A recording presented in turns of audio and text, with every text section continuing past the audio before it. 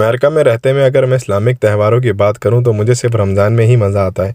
अब मैंने सुबह से ही सोच लिया था कि मैं मिनी व्लॉग बनाऊंगा और इसको देखकर हमारे बड़े भैया थोड़े से नाराज़ हो गए। मेरी के पास ज़ैनब को स्कूल छोड़ने में टाइम था तो मैं थोड़ी देर सो गया।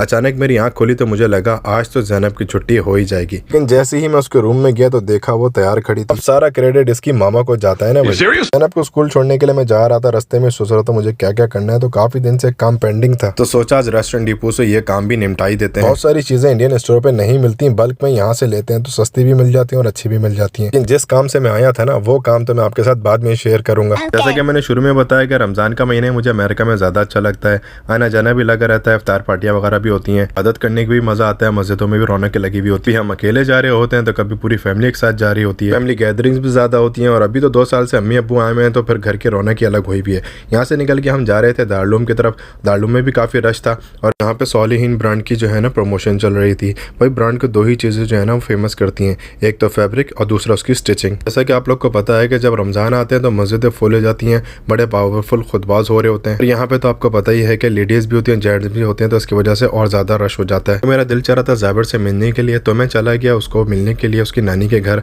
और ज़ाबिर का कुर्ता देख के तो मेरा जो है ना बस पिस्ताशे हो रहा था।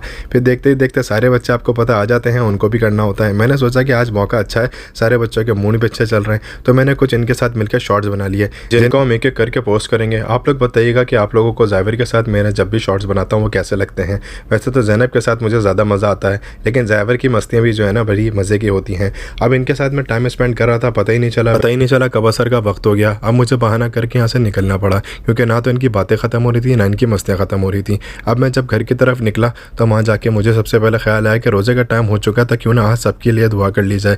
तो भाई मैंने जिस ने मुझे कहा था अपनी दुआओं में याद रखना, उन सब के लिए दुआ कर ली और अपने लिए भी दुआ कर ली। अब जब इफ्तारी का टाइम आ गया तो मैं इफ्तारी की भी बात कर लेता हूँ कि भाई अल्हम्दुलिल्लाह अल्हम्दुलिल्लाह हमारे घर में इफ्तारी जो है ना फुल पेट भर के होती है, यानी कि तकरीबन डिनर ही लग रहा होता है। इसका मतलब ये नहीं है कि हम चाय नहीं पियेंगे, भाई चाय की तो एक अलग ही स्पेस होती है ना। मुफ्ती अकमल का काम है शहरत वॉच करने के बाद मैंने कुछ जल्दी से वीडियो एडिट करी, क्योंकि बच्चे आने ही वाले थे। क्योंकि आते ही जो DHL से हमारा पाकिस्तान से पार्सल आया ईद का वो हमें खोलना था, लेकिन मैंने कहा मैं इसके ऊपर पूरा व्लॉग बनाऊंगा। अभी जल्दी से सब नमाज़ पढ़ लेते हैं। इनको नमाज में लगाया, चाहे मैं नमाज ईशा की घर से पढ़ूँ या बाहर जाके पढ़ूँ, इनके साथ में कुछ ना कुछ जो है ना एक आध नवाफिल वगैरह पढ़ लेता हूँ ताकि इनको आदत लगी रहे। आज का आपको हमारा मिनी व्लॉग कैसा लगा कमेंट करके ज़रूर बताइएगा।